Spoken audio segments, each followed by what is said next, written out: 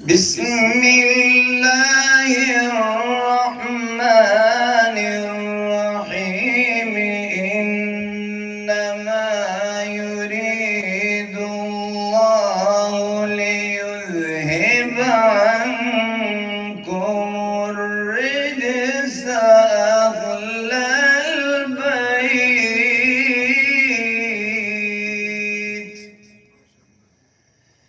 انما یرید اللہ لیذہب عنکم الرجس اہل البیت ویطہرکم تطہیرا.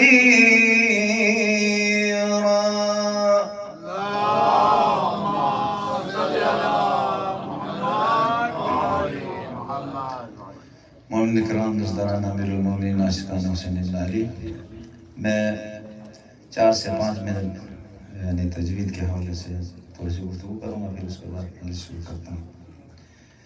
تجوید کا جو کنسیپٹ ہے یا نظریہ ہے، بہت سے لوگوں کے ذہن میں ذرا مشکل ہے. مشکل کوئی چیز نہیں ہے اس میں نا، بہت آسان ہے. 2 چیزیں ہیں کل. کچھ مخارج ہیں جو کچھ لوگوں کے لیے نہیں آتے ہیں، کیونکہ ہماری ہر ایک کی زبان مختلف ہوتی ہے. عربی زبان جن کی نہیں ہے تو ان کے لیے یہ حروف بعض کے لیے 10، بعض کے لیے 12، بعض کے لیے 8 حرف مشکل ہیں. یعنی یہ تلفظ فرق کرتا ہے. اور دوسری چیز جو بہت ضروری ہے وہ حرکات ہے، زیر زبر پیش. کسی بھی اردو بولنے والے فرد کے لیے یہ تینوں حروف میں سے، ان تینوں حرکات میں سے کوئی بھی چیز مشکل نہیں ہے. جیسے ا، ای، او، اسی سے آ، ای، او، ا سے ان، ای سے ان اور پیش سے ان. یہ کسی بھی شبہ کارہ میں، بر صغیر میں رہنے والے فرد کے لیے ان آوازوں کا مشکل نہیں ہے، صرف استعمال کے اوپر ہے. بہت سے جگہوں میں کیا کرتے ہیں، چھوٹی حرکت کو لمبی حرکت میں چینج کرتے ہیں. جہاں پر قل هو اللہ احد ہے تو وہ وہاں پڑھتے ہیں احد. کیوں؟ زبر کو تھوڑا سا کھینچنے سے کیا ہوتا ہے، الف میں چینج ہو جاتا ہے. یا جو ہے سورہ حمد میں کیا، الحمدللہ الحمدللہ، تھوڑا سا کھینچتے ہیں تو واو وجود میں آتا ہے. اور اسی جگہ میں بعض لوگ کہتے ہیں الحمدللہ رب العالمین. یعنی اس کا مطلب یہ ہے کہ ایک حرف ہم نے اضافہ کیا، بس شارٹ کٹ الحمدللہ رب العالمین پڑھنا ہے. بس یہ تینوں حرکات ا، ای، او، کوئی مشکل نہیں. صرف یہ دیکھنا ہے کہ جہاں پہ ا ہے ا ادا کرنا ہے، جہاں پہ آ ہے تو آ کو ادا کرنا ہے. اس سے نماز میں، قرآن کی تلاوت میں کوئی غلطی نہیں کہ فقط اس کو یاد رکھیں گے. ہم بچوں کو پڑھاتے وقت کہتے ہیں جیسے ایک حرکت کے ذریعے سے یاد کرواتے ہیں، جیسے a short cut a, E, O. Double حرکات کے لیے ان، ان، ان، آ، ای، او. 2-3 مرتبہ پڑھائیں گے تو غلطی نہیں ہوتی. اب جیسے ہم درود پڑھتے ہیں، دیکھیں اللہم صلی علی محمد و آل محمد. اکثر لوگ کیا کہتے ہیں اللہم، زبر کے بعد الف نہیں ہے، لیکن ہم کیا کرتے ہیں اللہم کھینچتے ہیں تو زبر کے بعد الف نہیں ہے. جو بھی دیکھے گا زبر ہے اللہم صلی، سین نہیں صاد، صلی، صلی بھی نہیں، صلی زیر ہے، صلی علی محمد و آلی. یہاں بہت غلطی کرتے ہیں، سب کے سب کھینچتے لی کھینچتے ہیں، حالانکہ لام کے نیچے کیا ہے، زیر ہے، چھوٹی حرکت ہے. اگر اس کو ہم کھینچتے ہیں تو اس کا معنی ہے بولتا آلی یعنی میری آل، و آل محمد نہیں یعنی میری آل، و آلی محمد. باقی مخارج کے حوالے سے 12 مخرج میں سے ایک مخرج میں آج میں بتاتا ہوں، وہ یہ کہ جیسے سات ہے، سات کے بارے میں بتائیں، سین کو موٹا ادا کرنے سے سات بن جاتا ہے. اس اس اس اسی کو زبان تھوڑی سی یا مثلا اوپر کے تالوں سے لگائیں گے چمچ کی طرح. اس اللہم صلی علی اللہ صمد. انشاءاللہ تعالیٰ پروردگار عالم اپنی بارگاہ میں قبول فرمائے. بر محمد و آل محمد صلوات.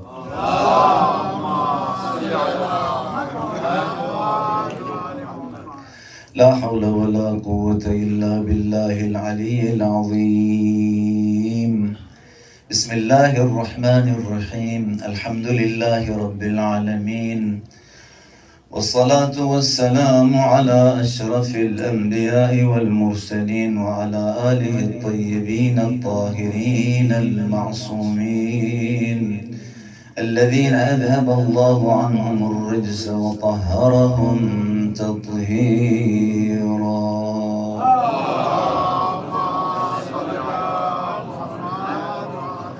سيما الإمام المنتظر المهدي روحي وأرواح العالمين لتراب مقدمه الفداء. يا ليتنا كنا معكم في الكربلاء سيدي ومولاي فنفوز فوزا عظيما. أما بعد فقد قال الله تبارك وتعالى في كتابه المجيد. بسم الله الرحمن الرحيم. ذلك ومن يعظم شعائر الله فإنها من تقوى القلوب. صلوات الله محمد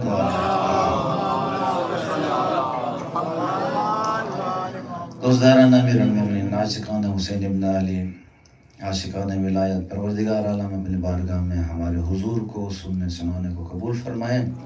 اور اس دن جس دن کوئی چیز کام نہیں آئے گی اس عالم غربت میں ان اعمال کو اپنی بارگاہ میں ذخیرہ قرار دیں. بارگاہ ہر قوم و ملت اپنے بزرگوں کا، اپنے سرماؤں کا، اپنے محسنوں کا ذکر کرتی ہے، اور جو نہیں کرتی ہے وہ احسان فراموش، اور وہ اپنے جب بزرگوں کا یاد نہیں مناتے ہیں تو یعنی اس کا مطلب آہستہ آہستہ ان کے ہدف سے وہ ہٹ جاتے ہیں.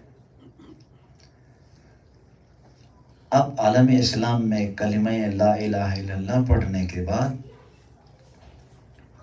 کوئی بھی آدمی جس نے رسول اسلام کو قبول کیا ہو، مانا ہو، اس کے بعثت کو ایکسیپٹ کیا ہو، قبول کیا ہو، اس کے لیے ممکن نہیں ہے کہ وہ فرد اسلام کے اندر اپنی مرضی چلائے، اپنی من مانی چلائے.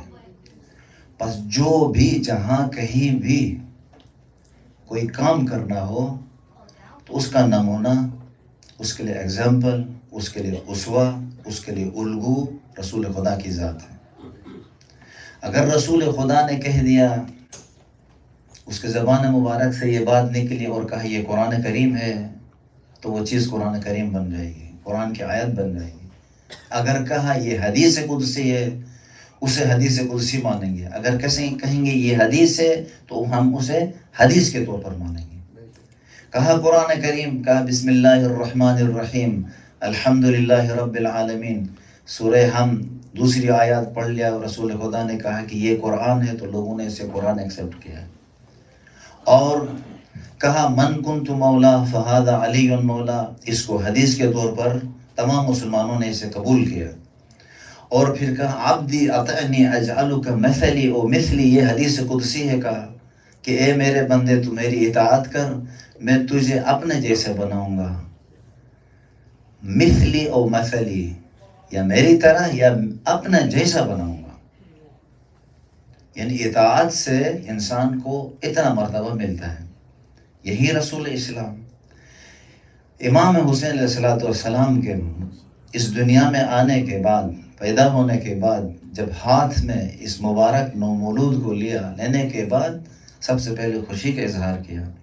کرنے کے بعد جبریل امین جب نازل ہوئے اور پھر اس واقعے کو سنایا، رسول خدا خود بھی گریہ کیا، امیر المومنین نے بھی گریہ کیا، بی بی زہرا نے بھی گریہ کیا. تو کئی بار، متعدد بار آپ نے سنا ہے، ان کی کتابوں میں بھی ہے، ہماری کتابوں کے اندر بھی ہے۔ اب وہ افراد جو ایک وضو کے پانی کو تبرک کرنے کے لیے آگے بھاگتے تھے، تو اس رسول کے عمل کو کیسے نہیں مانتے؟ اس کا مطلب یہ ہے کہ تاریخ میں جب حکومتیں چینج ہو گئیں، جب بکے ہوئے قلم سامنے آ گئے، جب بکی ہوئی ذہنیں سامنے آ گئیں، بکے ہوئے ہاتھ سامنے آئے، تو اپنی مرضی سے روایات بھی لکھوائی گئی ہیں، اور ان کی اصلاح کے لیے، ان کو سیٹ کرنے کے لیے وہیں جو حاکم وقت اور حاکم ضمانت ہے، ان کے مرضی کے مطابق چیزوں کو لکھوایا گیا۔ اور دوسری بات فطری اور عقلی بات ہے کہ کسی کا پوتا، کسی کا نواسا، کسی کا پیارا اس دنیا سے جائے تو ممکن نہیں ہے کہ وہ اس کے لیے غم نہ کرے، اس کے لیے اس کا دل مغموم نہ ہو، وہ اس کے لیے روئے نہ روئے۔ اور ایک ایسا وقت آئے کہ وہ فوت ہو گیا تو وہ شہید ہو گیا تھا، آج تک دنیا میں کوئی خوشی منائے گا؟ اگر شہید پہ ہنسنا تھا اور جشن منانا تھا، نئے کپڑے پہننے تھے، تو رسول خدا جناب حمزہ علیہ السلام کی شہادت پہ کرتے۔ تو یہ عقل سے ہٹ بھی باتیں ہیں۔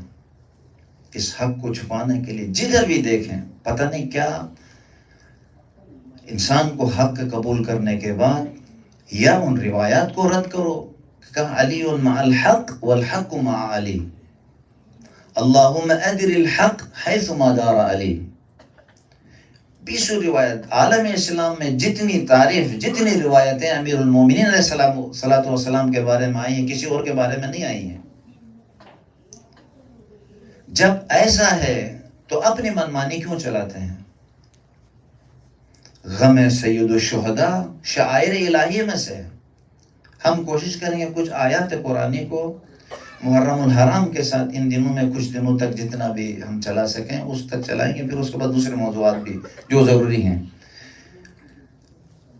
وَمَن يُعَظِّمْ شَعَائِرَ اللَّهِ فَإِنَّهَا مِن تَقْوَى الْقُلُوبِ، جو بھی اللہ کی نشانیوں کو، اللہ کی حرمات کو، اسی طرح سیم 2 آیات ہیں سورہ حج میں 30 اور 32، وَمَن يُعَظِّمْ حُرُمَاتِ اللَّهِ فَهُوَ خَيْرٌ لَهُ، یہ آیت ہے۔ اور اس کے بعد ہے وَمَن يُعَظِّمْ شَعَائِرَ اللَّهِ فَإِنَّهَا مِن تَقْوَى الْقُلُوبِ، جو بھی اس دنیا میں جو شعائر الہیہ، پروردگار عالم کی نشانیوں کو، اس کے محترم چیزوں کو زندہ رکھتے ہیں، تو تقوی القلوب، ان کے دل تقوی سے لبریز ہیں، یا وہ باعث تقوی قلب ہیں جس کی وجہ سے وہ شعائر الہیہ کو برپا کرتے ہیں۔ قلوب متقی ہونے کی وجہ سے، قلوب میں نورانیت ہونے کی وجہ سے، قلوب میں ان کی محبت ہونے کی وجہ سے اس ذکر کو برپا کرتے ہیں، اس خدا کی نشانی کا احترام کرتے ہیں۔ اگر قلب میں وہ جگہ نہ ہو، وہ گنجائش نہ ہو، وہ صلاحیت نہ ہو، تو کبھی بھی وہ احترام نہیں کریں گے۔ اگر بیٹے کے دل کے اندر باپ کا احترام نہ ہو، ماں کا احترام نہ ہو، تو وہ کبھی بھی ماں کا احترام نہیں کریں گے۔ دل میں وہ گنجائش ہے، وہ صلاحیت ہے تو تب احترام کریں گے۔ اگر دل میں وہ محبت ہے تب سید الشہداء کی عبادت، مجلس کی عبادت احترام کریں گے، تب وہ حج کا احترام کریں گے، تب وہ مناسک حج کو انجام دیں گے۔ پس تقوی القلوب کا ہونا ضروری ہے۔ ایک بات جو قرآن اور اہل بیت سے مربوط ہے، جو الہی چیزوں میں اس آیت پہ گفتگو کرنے سے پہلے، جو بھی الہی، جو بھی حکم خدا کے تحت جو بھی الہی کام ہوگا، جو بھی شاعر الہیہ میں سے ہو، جس کو خدا نے تاکید کی ہو، جس نے خدا نے جس کو زندہ رکھنے کا حکم دیا ہو، تو وہ زمانے کے گردشوں میں وہ چیز ختم نہیں ہوتی ہے، وہ ابد تک باقی رہتی ہے۔ جناب آدم کے بیٹوں کا واقعہ ذکر کرنے کے بعد، خود جناب آدم کا واقعہ قرآن کریم میں بیان کرنے کے بعد، گویا خدا نے کہا یہ واقعہ ابد تک، قیامت تک زندہ رہے گا۔ اور وہاں بھی حق و باطل کو بتایا، ایک ہی گھر کے اندر۔ کتنا خوبصورت درس ہے اس کے اندر، دیکھیں کہتے ہیں نا قد تبین الرشد من الغی، حق باطل سے تمیز پا چکا ہے، یعنی برائی اور اچھائی میں بالکل روشنی اور فرق واضح ہے۔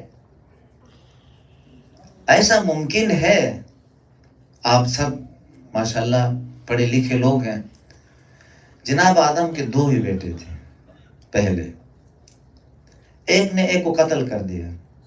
اب یہاں پہ ہم آ کے کہیں کہ دونوں تو نبی زادے تھے، دونوں نبی کے بیٹے تھے، نبی کا خون ہے، بڑے بھائی سے یا قابل سے غلطی ہو گئی، خطا اجتہادی ہو گئی، اس لیے اس سے جو ہے وہ کیا کہیں گے، اس غلطی پر 1 ثواب ملے گا، اور اگر نہیں مارتا تو اسے 2 ثواب ملتے ہیں۔ وہاں آپ صحابی کی بات کر رہے ہو، یہاں تو نبی کا بیٹا ہے۔ جب قرآن کریم پڑھو، رات دن پڑھو، لیکن اگر درک اور فہم نہ آئے، یہ ممکن ہے کسی جگہ میں حق بھی صحیح ہو اور باطل بھی صحیح ہو، یہ عقل کے خلاف ہے، یہ عدل الہی کے خلاف ہے۔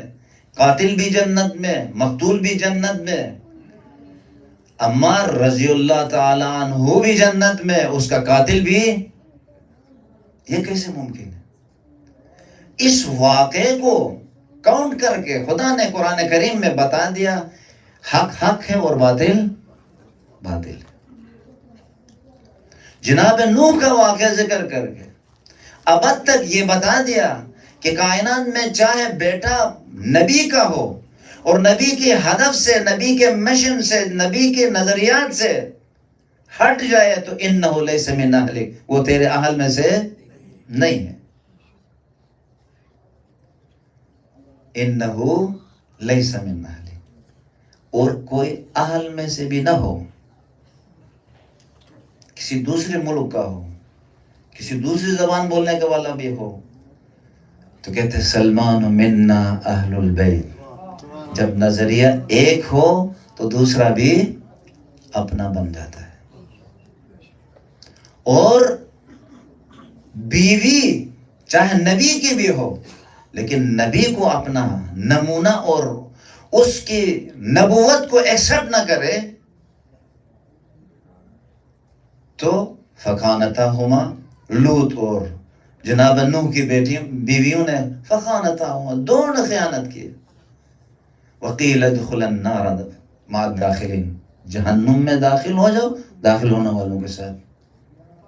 وہاں نہیں دیکھیں گے کہ یہ نبی کے ساتھ بیٹھا ہوا تھا، یا نبی کے مصاحبت میں تھا، یا نبی کی بیوی تھی۔ ان چیزوں کو اگر مشن سے ہٹ جائے تو کوئی بھی ہو، قیامت تک یہ واقعات ذکر کر کے بتایا، حق حق ہے اور باطل باطل ہے۔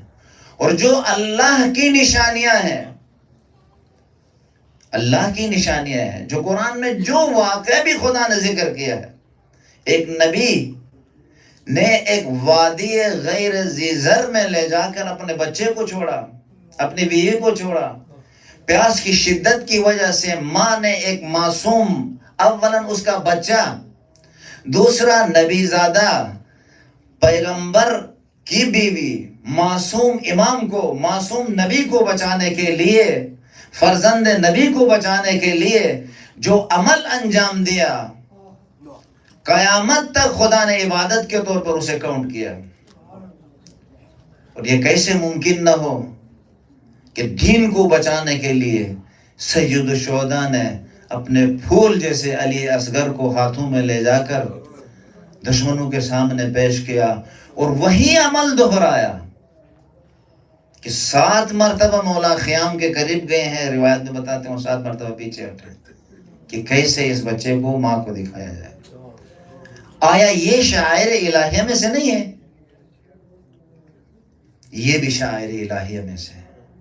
بس ہر وہ چیز جو خدا اپنی نشانی اور علامت بناتا ہے وہ الہ قیامت باقی و ساری رہتی ہے۔ اس کو دنیا کی گردشیں، لیل و نہار کی گردش، اسے ختم نہیں کرتی ہے، اسے بوسیدہ نہیں کرتی، اسے پرانا نہیں بنا دیتی ہے۔ اللیل والنہار یبلیان کل جدید ویقربان کل بعید، شب و روز کی گردش ہر دور چیز کو نزدیک کر دیتی ہیں اور ہر جدید چیز کو پرانا کر دیتی ہیں۔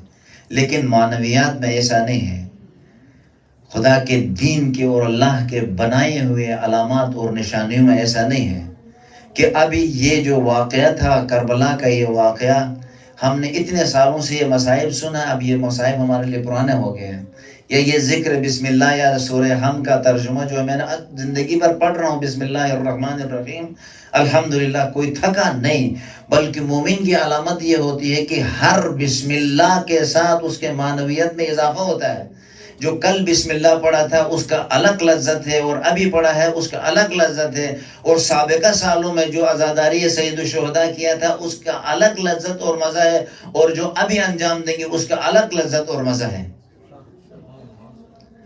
کیونکہ اس پہ مادے کے اثرات نہیں ہے، مادہ محدود ہوتا ہے، مادہ تاریخ ہوتا ہے، اس پہ یعنی لیل و نہار کے گردشوں کا زمانے کے محدودیتوں کی وجہ سے وہ چیز محدود رہتی ہے، وہ ختم بھی ہو جاتی ہے، وہ پرانی بھی ہو جاتی ہے۔ کسی کا مضبوط محبوب بیٹا، کوئی بھی محبوب اس دنیا میں کوئی چیز ہو، کچھ سالوں کے بعد، 5-6 دنوں کے بعد یا 5-6 سالوں کے بعد انسان آہستہ آہستہ آہستہ سے بھول جاتا ہے۔ اگر ہمارا باپ کا بھی تذکرہ ہو، دادا کا بھی تذکرہ ہو تو بار بار کریں گے تو انسان تھک جاتا ہے۔ لیکن یہ کیا وجہ ہے؟ ان حسین کیست کہ عالم ہمیں دیوانہ اوست، یہ حسین کون ہے؟ ان چشم ایست کہ عالم ہمیں پروانہ اوست۔ ذکر ہوتا رہتا ہے، ایک واقعہ 100 مرتبہ بیان ہوتا ہے، پھر بھی انسان نہیں تھکتا ہے۔ یہ شعائر الہیہ میں سے، یہ اللہ کی وہ نشانیاں ہیں کہ جن قلوب کے اندر وہ نورانیت ہو تو روز بروز اس میں اضافہ ہوتا ہے۔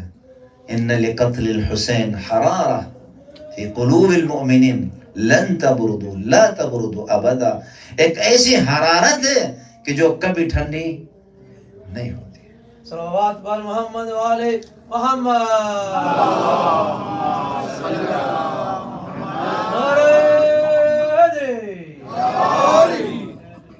عزادارہ سید الشہداء،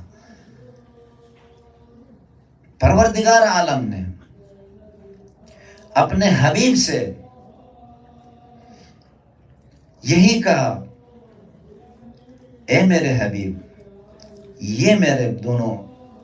یہ تیرے دونوں نواسے، امامانی قاما او قعدا، یہ امام ہیں، چاہے یہ قیام کریں چاہے یہ صلح کریں۔ اور یہ رسول کا کلام ہے، رسول صادق امین نے یہ بات کہی ہے۔ اور کس انداز میں، یہ باتیں آپ لوگوں نے بارہا سنی ہیں، لیکن اس سے ایک نتیجہ ہم نے آج عرض کرنا ہے۔ کیا وجہ ہے کہ حضرت امام حسین علیہ السلام خطبہ دیتے وقت مسجد میں وارد ہوتے ہیں اور ٹھوکر کھا کے کسی انداز میں گرتے ہیں؟ اب یہاں پر ہم جیسے ناچیز آدمی بھی اگر ہمارا بچہ یہاں آ جائے، دروازے سے اندر آئے اور گر جائے تو میں یہاں سے کبھی نہیں اتروں گا،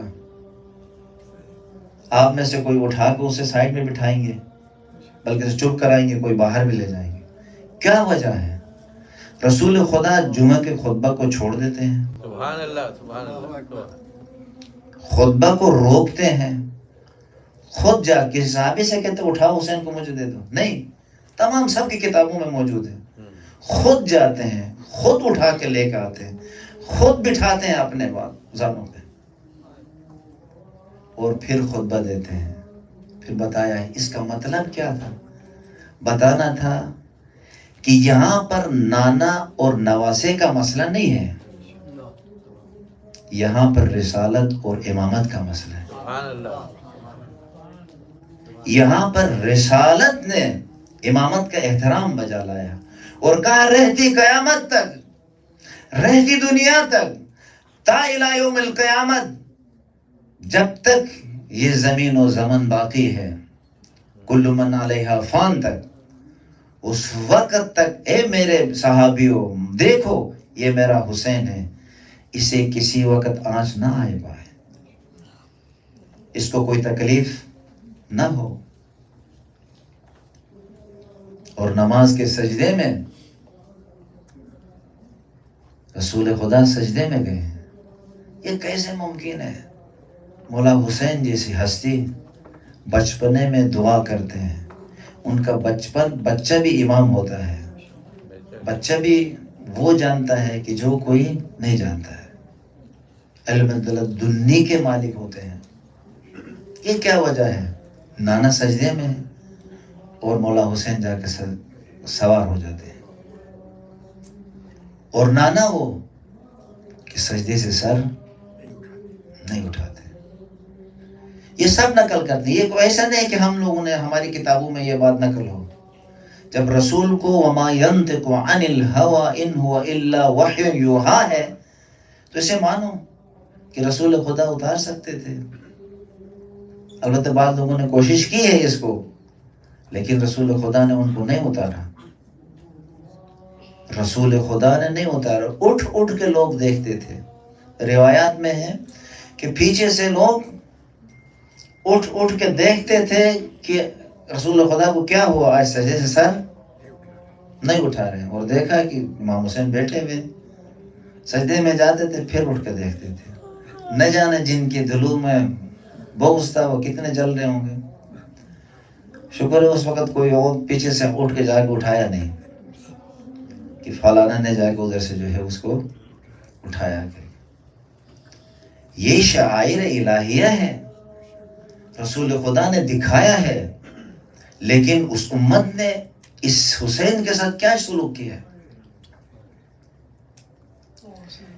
یأتوک بالحج، قرآن کریم کی اسی آیت کے بعد والی آیت میں ہے کہ تیرے پاس یأتوک بالحج رجالا وعلی کل ضامر، اے میرے ابراہیم وَأَذِّن فِي النَّاسِ، میں شعائر الہیہ کے حوالے سے بات ہو رہی ہے، اگرچہ موضوع کو مربوط کریں گے کوئی نتیجے نکالنے کے لیے۔ ان الصفا والمروۃ من شعائر اللہ، جو قرآن میں واضح طور پر بتایا گیا ہے ان میں سے ایک آیت یہ ہے، آپ سب کو یاد ہے، کیا ہے آیت؟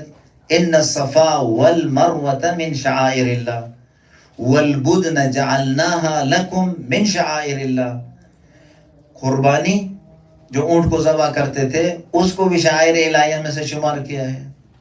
صفا اور مروہ کے درمیان جو بی بی ہاجرہ نے جو حضرت اسماعیل کے لیے جو کاوش اور محنت کی تھی اس کو بھی شعائر الہیہ میں سے شمار کیا۔ بعض لوگ بتاتے ہیں آپ لوگ جب جاتے ہیں صفا اور مروہ میں جو حاجی حضرات گئے ہیں تو کچھ جگہ میں سبز لائٹیں لگی ہوتی ہیں، وہاں دوڑنا پڑتا ہے۔ اس میں ایک اور واقعہ بتاتے ہیں، جناب آدم علیہ السلام اور جناب حوا جب آئے اور کافی مدت کے بعد جب ملاقات ہوئی، جب وہ کوہ صفا پر اور بی بی جو ہے کوہ مروہ سے اس سائڈ پہ تھی، تو دور سے ایک دوسرے کو دیکھا، وہ اس عالم تنہائی میں پریشانی کے وقت جب قریب قریب آ گئے تو ہاں جناب آدم علیہ السلام کو یہ معلوم ہوا کہ یہ بی بی حوا ہے، میری بیوی ہے، تو وہاں آ کے دوڑنے لگے۔ ایک یہ بھی واقعہ ہو، یہاں پہ ایک واقعہ نہیں ہوا ہے، کئی انبیاء نے اس جگہ پہ عبادت کی ہے اور واقعات پیش آئے ہیں۔ تو اس عمل کو بھی خدا نے کیا کیا ہے؟ شعائر الہیہ میں سے شمار کیا ہے۔ اور خداوند تبارک و تعالی نے ہر اس محترم چیز کو یہ بتایا کہ ہر وہ حرمات، ہر وہ حرمت والی چیز، ہر وہ محترم چیز شعائر الہیہ میں سے، حرمات اللہ میں سے۔ بس محترم چیز کا احترام وہ کرے گا جو احترام کا لائق سمجھتا ہے، اور جو احترام کا لائق نہیں سمجھتا، اس کے دل کے اندر وہ صلاحیت ہی نہیں ہے احترام کا، تو وہ کبھی اس چیز کا احترام کر ہی نہیں سکتا ہے۔ وَأَذِّن فِي النَّاسِ، کہتے ہیں میرے ابراہیم اعلان کرو، بلاؤ۔ اذن اذان کو کہتے ہیں، اذان فعل امر کا صیغہ ہے، کہتے ہیں اذن اذان دو، یہاں وَأَذِّن فِي النَّاسِ لوگوں کے درمیان یہ اعلان کرو بالحج حج کے بارے میں یأتوک تمہاری طرف آ جائیں کل رجالاً پیادل وکل ضامر یأتون من کل فج عمیق دور دراز کے علاقوں سے بھی آئیں گے. فج کہتے ہیں کہ شکاف کو کہتے ہیں, فج عمیق یعنی دور علاقوں سے بھی. یہاں پہ ایک نقطہ ہے, اسی کے حوالے سے کچھ نکات اور آپ کی زحمت کو میں تمام کروں گا. یہاں پر بلاؤ کہا, اس زمانے میں کتنے لوگ تھے؟ جناب ابراہیم علیہ السلام سے کہا کہ وَأَذِّن فِي النَّاسِ لوگوں میں صدا بلند کرو. کہا اے اللہ میری آواز کہاں تک جائے گی؟ خدا نے کہا تو آواز دے, بلاؤ تو ندا تو دے دو. یأتوک تیری طرف آئیں گے.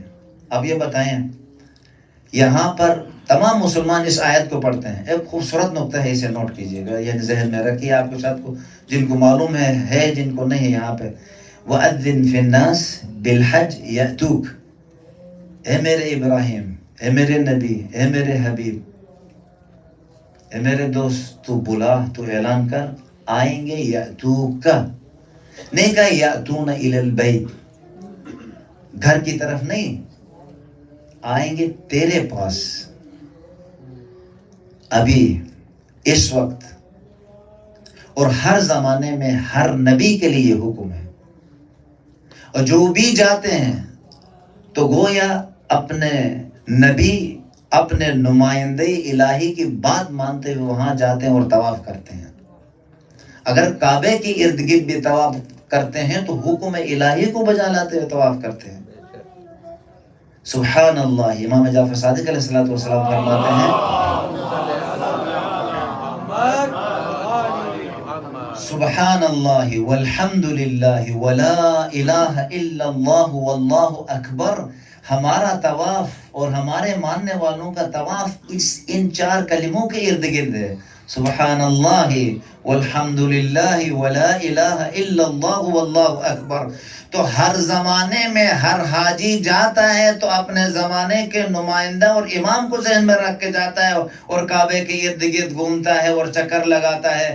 ہمارا تو امام زندہ ہے, ہم جاتے ہیں تو اپنے حجت خدا کو نگاہ میں رکھ کے جاتے ہیں, اور وہ پاک صاف نگاہیں ڈھونڈتی ہیں کہ کہاں یوسف فاطمہ کی زیارت ہو.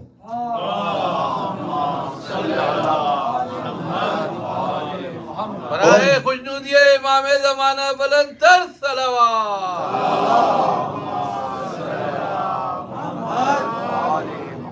اور جن کے اندر صلاحیت ہے, جن کے اندر سے صدر ہے, اور جن کی آنکھوں میں وہ نورانیت ہے, جنہوں نے اپنے وجود کے اندر اس استعداد اور صلاحیت کو اجاگر کیا ہے, وہ زیارت بھی کرتے ہیں, لیکن وہ آ کے بتاتے نہیں ہیں.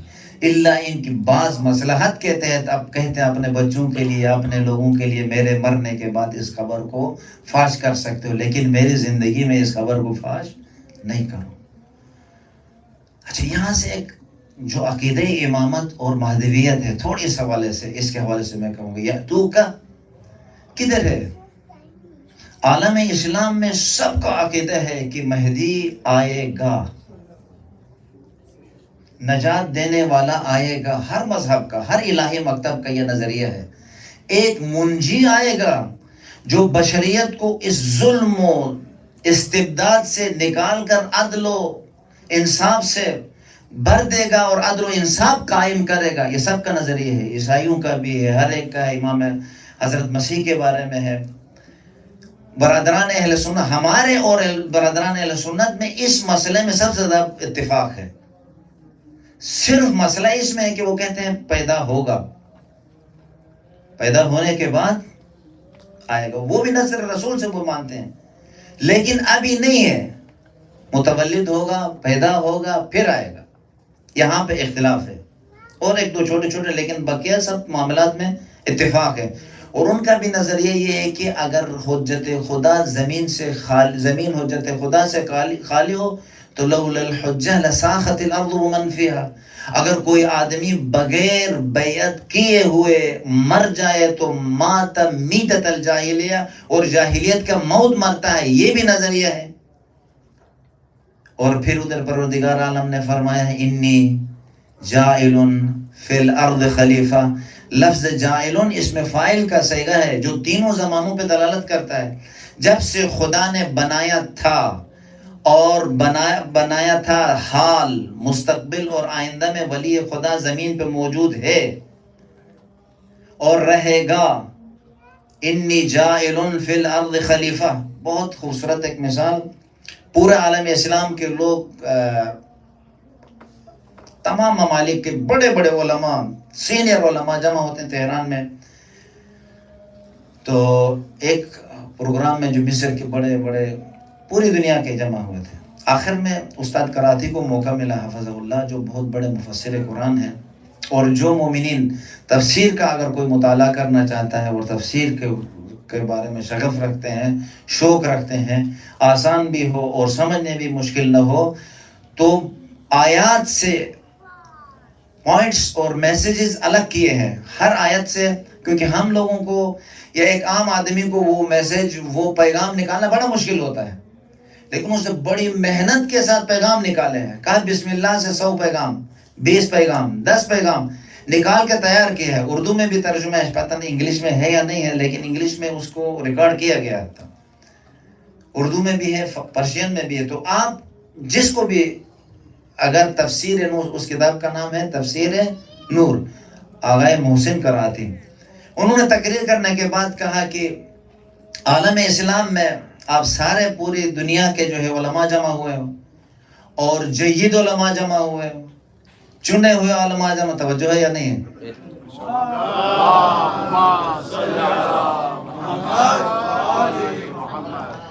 آئیے اس زمانے کی نسبت ابھی سب علم میں بھی اضافہ، علم میں نے بھی ترقی کیا ہے، شرائط بھی اور امکانات بھی زیادہ ہے۔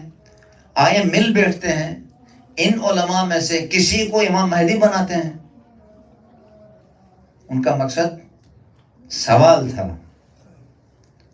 سب سے مل کر کہا مل جاتے ہیں، بیٹھتے ہیں، اور جتنے علماء جمع ہیں ان میں سے ایک کو انتخاب کر کے امام، عقیدہ آپ کا بھی ہے، عقیدہ ہمارا بھی ہے، تو ان میں سے انتخاب کرتے ہیں۔ سب نے کہا کہ ہو نہیں سکتا ہے، تو وہاں پر انہوں نے نقطہ مارا، کہ جب ابھی اس ترقی کے دور پر نہیں ہو سکتا ہے تو پہلے کیسے ہو گیا؟ اس زمانے میں کیسے ہو گیا؟ جب دین خدا کا ہو تو نمائندہ بھی خدا کا ہونا چاہیے۔ قرآن میں جہاں بھی حجت خدا کا ذکر آتا ہے، خدا نے کہ انی جاعلک للناس اماما، انی جاعل فی الارض خلیفہ، میں قرار دیتا ہوں۔ ووٹ کے ذریعے سے نہیں آتا ہے، یا چند جزو لوگوں کی بیعت کرنے کی وجہ سے نہیں آتا ہے۔ اگر حجت خدا کو، مہدی دوران کو کوئی انسان نہ مانے ہمارے درمیان، یہ بات ہم اپنے لیے، ہمارے لیے تو ثابت ہے کہ حجت خدا ہے، کوئی شک و شبہ نہیں۔ کچھ نوجوان آئے تھے کسی جگہ سوال کرنے کے لیے، کچھ سوالات کرنے کے بعد کچھ دوسرے فرقے کے بچے تھے، تمام چیزیں حل تھی لیکن ایک موضوع حل نہیں تھا۔ کہہ رہے تھے کہ آپ کیا کریں، کیسے ہے ممکن ہے کہ ہو اور ہمیں دکھائی نہ دے، ہو اور امام ہو بھی، موجود بھی ہو اور ہمیں معلوم نہ ہو، اور اتنے سالوں سے 255 سے لے کے ابھی تک غیبتیں، یعنی کبرا کے بعد ابھی تک جو ہے غیبت میں کیسے باقی رہ سکتا ہے؟ تو خدا کو قبول کرنے کے بعد ذالک الکتاب لا ریب فیہ ھدی للمتقین الذین یؤمنون بالغیب ویقیمون الصلاۃ، الذین یقیمون بالغیب، غیب پر ایمان لانے کے بعد یہ سوال کرنے کی گنجائش ہی نہیں ہے۔ یہ کیسے ممکن ہے کہ ابھی تک شیطان کو آپ سب ہم کہتے ہیں زندہ ہے، لیکن حجت خدا زندہ نہیں ہے؟ اور جناب حضرت عزیر کا واقعہ قرآن کریم میں آپ سب پڑھتے ہیں، آپ کو معلوم ہے جب ایک بستی سے جناب عزیر گزر رہے تھے، دیکھا، خیال آیا خدایا کہ یہ اجڑی ہوئی آبادی کیسے دوبارہ زندہ کرو گے، کیسے اسے زندہ کرو گے؟ جو ہی خیال کرنا تھا فَأَمَاتَهُ اللَّهُ 100 عام، خدا نے 100 سال تک مار دیا، سلایا نہیں، انامہ نہیں، نوم نہیں، اماتہ اللہ، خدا نے مار دیا۔ اور جب 100 سال کے بعد جناب عزیر ہوش میں آئے ہیں، قال کم لبثت، اے عزیر کتنی مدت تک سوئے ہو؟ کہتا ہے لبثت یوما و بعض یوم، شاید ایک دن یا دن کا کچھ حصہ۔ کہتا ہے قال بل لبثت 100 عام، بلکہ 100 سال سوئے ہیں۔ فانظر الى طعامک لم يتسنى وانظر الى الحمار، اپنے گدھے کی طرف دیکھو کہ ہڈیاں جو ہے بوسیدہ ہو چکی ہیں، اور اپنے کھانے کی طرف دیکھو ابھی تک تیرا وہ جو کھانا کھانے کے لیے ٹپن پہ لے کے گئے تھے ٹپن میں وہ خراب نہیں ہوا ہے۔ تو 100 سال تک جو خدا ایک کھانے کو جو چند گھنٹوں میں خراب ہوتا ہے تو اسے سالم رکھ سکتا ہے، تو پردہ غیب میں اپنی حجت کو باقی نہیں رہ سکتا ہے۔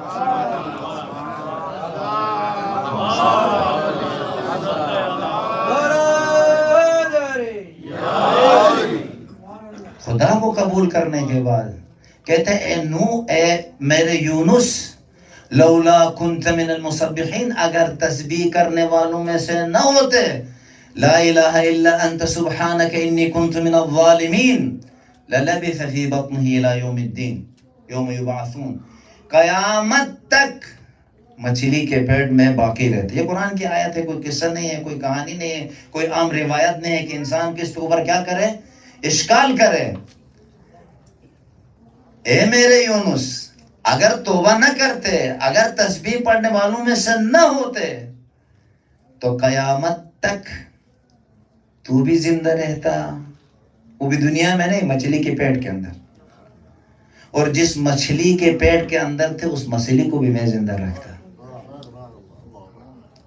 تو یہ کیسے ممکن ہے کہ مسلمان کہتا ہے کہ یہ ہوگا، اور حجت خدا کی بات آتی ہے تو اس میں شک ڈالتے ہیں۔ یہ ہے ایمان کی علامت، یہ ہے قرآن فہمی۔ اگر انسان کے اندر قرآن فہمی کی یہ چیز آ جائے تو جو بھی حج پہ جاتا ہے جب اس آیت کی تلاوت کرے گا وَأَذِّن فِي النَّاسِ يَأْتُوكَ بِالْحَجِّ، کہے گا اے خدایا اذان دیا تھا، بلایا تھا، تیری طرف آ رہے، کدھر ہے حجت خدا، کون ہے؟ ہمیں تو یقین ہے ہمارے اعمال حجت خدا کے سامنے پیش کیے جاتے ہیں، اور خدا کا اٹل فیصلہ ہے کہ میری زمین حجت خدا سے خالی، میرے حجت سے خالی نہیں ہوتی ہے۔ اِنَّا أَنزَلْنَاهُ فِي لَيْلَةِ الْقَدْرِ، کس کے اوپر، کس آدمی کے اوپر نازل ہوں گے؟ عام خاص آدمیوں کے نہیں، اس آدمی پہ نازل ہوں گے جو ولی خدا ہوگا، جو حجت خدا ہوگا، جو نمائندے خدا ہوگا۔ یہ اذن الہی ہے، اور یہ جو مسائل ہیں دنیا کے اندر، یہ مشکلات ہیں، یہ امتحان ہے، یہ سوال خدا کے لیے بھی اٹھتا ہے، خدا ان کو کل کیوں نہیں حل کرتے ہو، ان مشکلات کو کیوں نہیں رفع دفع کرتے ہو؟ تو خدا نے خلق اسی لیے کہ امتحان کے لیے، اگر امتحان نہ ہوتا خدا سب کو ایک جیسا خلق کر دیتا، اگر سب کو ایک جیسا خلق کرتا تو پھر سوال جواب کا مرحلہ باقی نہیں رہتا۔ سوال جواب کا مرحلہ اس وقت ہے کہ جب خدا نے اختیار دے کے انسانوں کو خلق کیا ہو اور بھیجا ہو، اور اس کے بعد انسان اپنے اختیار کے ساتھ کس راستے کو اپناتا ہے، اما شاکرا و اما کفورا، آیا الٹا راستے پہ جاتا ہے یا سیدھے راستے پہ آتا ہے، آیا حابیل کو اپناتا ہے یا قابیل کو اپناتا ہے، موسیٰ کو اختیار کرتا ہے یا فرعون کی طرف جاتا ہے، یزید کی طرف جاتا ہے یا حسین کی طرف جاتا ہے۔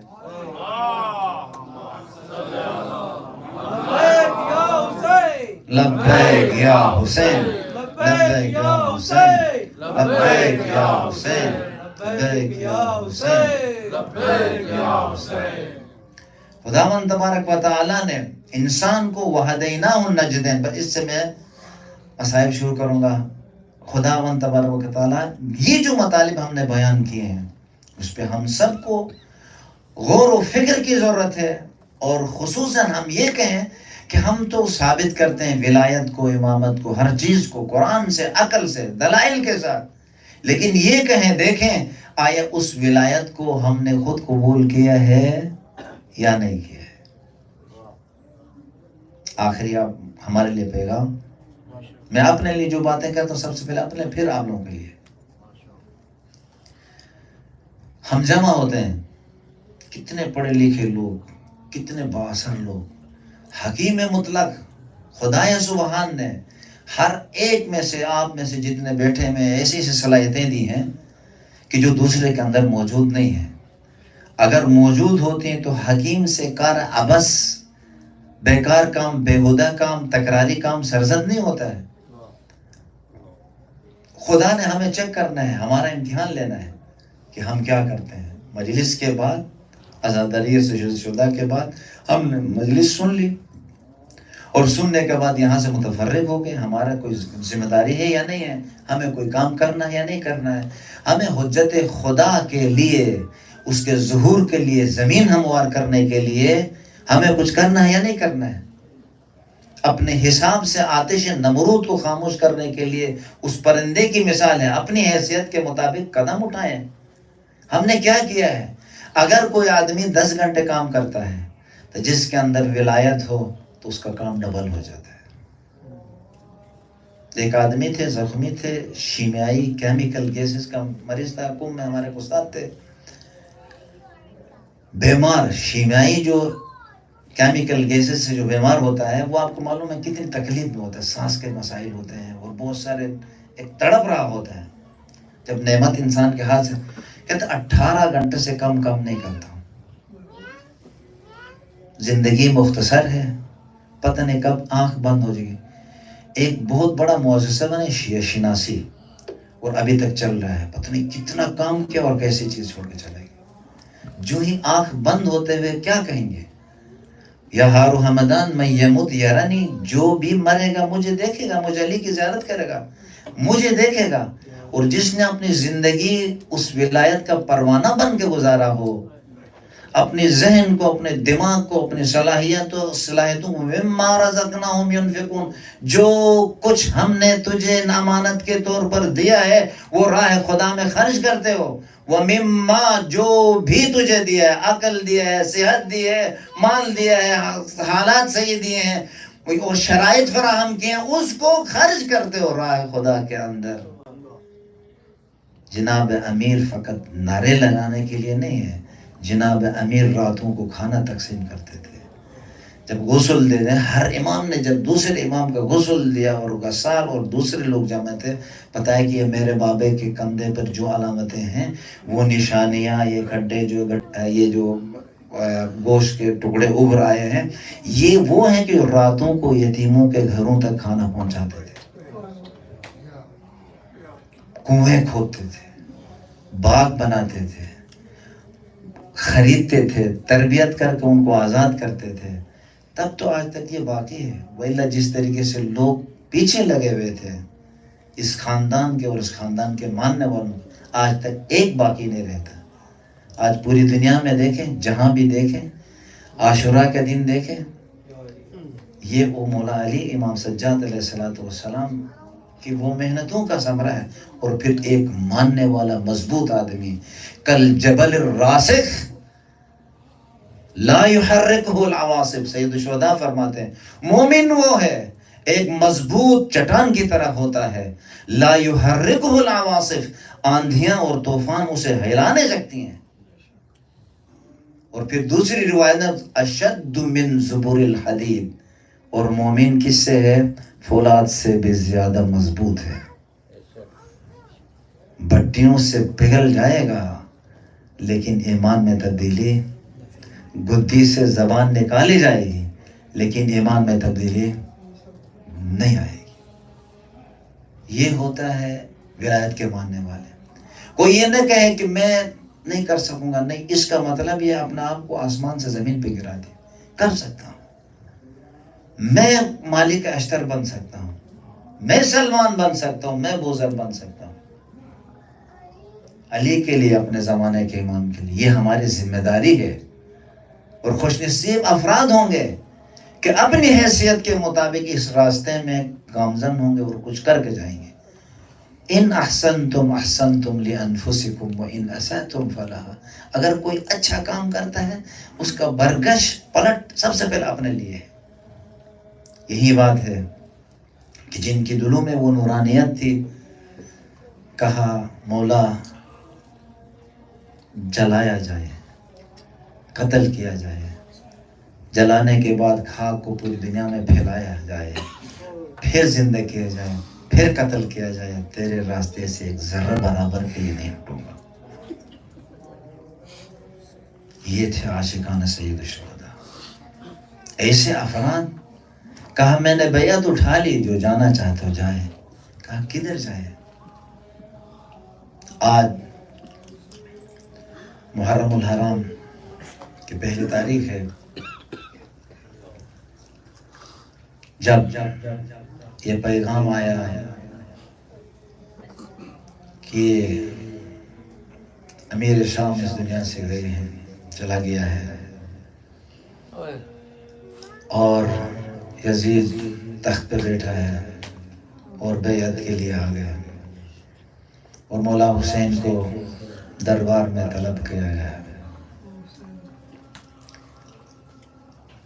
اے عاشقان سید الشہداء، پروردگار عالم آپ کی زندگی میں برکت عنایت فرمائے۔ خدایا جو آئے ہیں ان کو خالی ہاتھ یہاں سے نہ لوٹا۔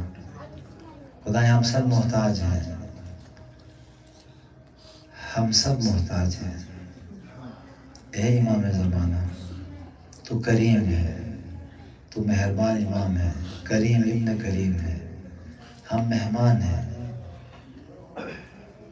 کوئی کریم میزبان کسی مہمان کو خالی ہاتھ نہیں لوٹاتا ہے۔ سید الشہداء جب بلایا گیا، ایک عجیب خلبلی، ایک کوہرام بنی ہاشم کے گھرانے میں مچ گیا۔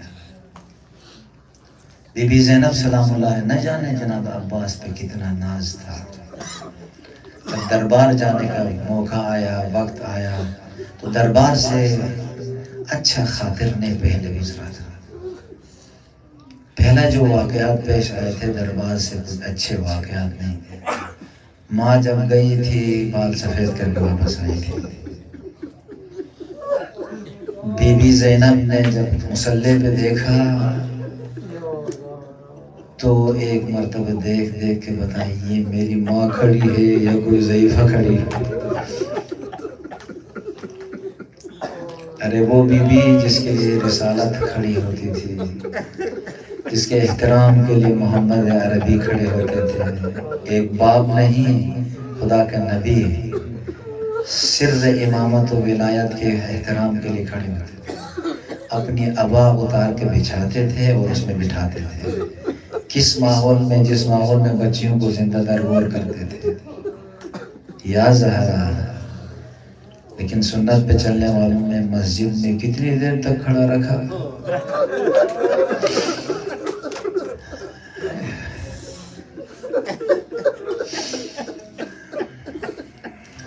سارے صحابی تھے۔ یا رسول اللہ، تیری بیٹی ہے جس کے لیے کہا تھا فاطمہ تو بضعۃ منی، فاطمہ میرا جگر کا ٹکڑا ہے۔ اس فاطمہ کے ساتھ دربار کے حالات وہ تھے، دربار سے ایک اچھا خاطر خواہ واقعات نہیں تھے ذہن اہل بیت میں، تو اسی لیے بی بی زینب ام المصائب کہتی ہیں عباس بھیا میرے بھیا کے ساتھ رہنا ہے۔ دربار میں بلایا ہے، جب دربار میں گئے دروازے میں بی بی نے کہا تھا میرے بھیا کو اکیلا تنہا نہ چھوڑنا۔ جناب عباس امام حسین سے کہتے ہیں بھیا میں بھی ساتھ آؤں گا، تو گھور گھور کے مولا نے جناب ابوالفضل عباس کی طرف دیکھ کے کہا ہے میرے ابوالفضل عباس ہے میرا علمدار، نہ مدینہ میرا جائے قتل گاہ ہے، نہ ولید میرا قاتل ہے، ہاں جب کوئی آواز بلند کروں گا ضرورت پڑے تو تشریف لانا۔ اندر جاتے ہیں، گفتگو ہوتی ہے، آپ سب کو معلوم ہے. جب نکلنے چاہے کہا کل بیعت کریں گے، اگر بیعت کریں گے تو لوگوں کے سامنے کریں گے. کہہ کے نکلنے کی کوشش کی تو اس وقت مروان نے کہا ولید جانے نہ دو، سر تن سے جدا کرو. واللہ حسین ہاتھ میں نہیں آئے. وہاں پہ امام علیہ السلام کی آواز بلند ہے، یا ابن الزرقاء تو کون ہے کہ فرزند علی پہ اس جگہ پہ ہاتھ ڈالو.